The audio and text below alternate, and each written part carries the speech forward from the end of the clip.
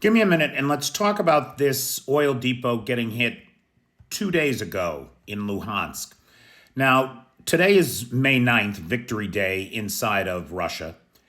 And I wouldn't normally go back 2 days to cover an oil depot getting hit. But this one is important. This is in Luhansk. So it's in the temporarily occupied territory of Luhansk. And it was hit, by all accounts, with ATACMS. An ATACMS expended motor was found there and was put on display by the Russians. And so we have confirmation on both sides that it was an ATACMS strike. Now, you think about it, and the first time we sent the Ukrainians ATACMS, we sent them 20, supposedly. And that about jived with what was reported in terms of hits and me playing ATACMS bingo trying to keep up. And then in March, we sent them 100, right? So they don't have many of these. These are a scarce commodity, supposedly. Why would you use something like this on an oil depot rather than on an Iskander missile complex, an S-400 system, ships in the Black Sea Fleet, right? You would think there would be more valuable targets. Well, maybe it represents a change in thinking if they just cut off the fuel, and they're doing a hell of a job at that, I'll tell you. If they cut off the fuel and the Russian army can't move, then they're fixed where they are, and now the shells are here. Maybe that's what's going on. If that's what's going on, we'll see more of this.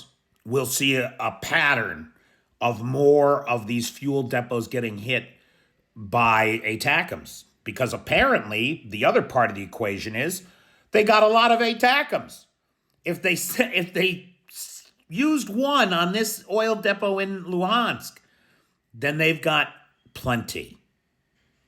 Nobody really knows how many they have. Maybe they have 100, maybe they have 1,000. We had 3,700 ATACMS in inventory, and about half of those are set to expire and need to be decommissioned, which will cost us tens of millions of dollars, by the way. But if we send them to Ukraine, and the Ukrainians can just lob them at oil depots and helicopters and airports and whatever's out there, we'll get that's a good bang for the buck, boy. That's a good bang for the buck. So it's great to see ATACMS in the hands of the Ukrainians. It's great to see them using effectively against a target that could cut off the life's blood of this Russian army and stop them in their tracks.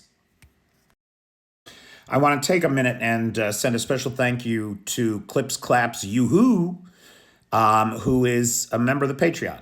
And as a member of the Patreon, every month at the Dobrovicher level or higher, you get a shout out and a personal thank you from me, because I literally could not do this without the Patreon folks. If you are a member of the Patreon, expect some exclusive Patreon content coming soon. One of the reasons I've been quiet lately is I've been working on something else. And I'm going to put that over on the Patreon. You don't have to contribute to be on the Patreon. You can be a free member. So go ahead and subscribe to the Patreon for more updates. Thanks.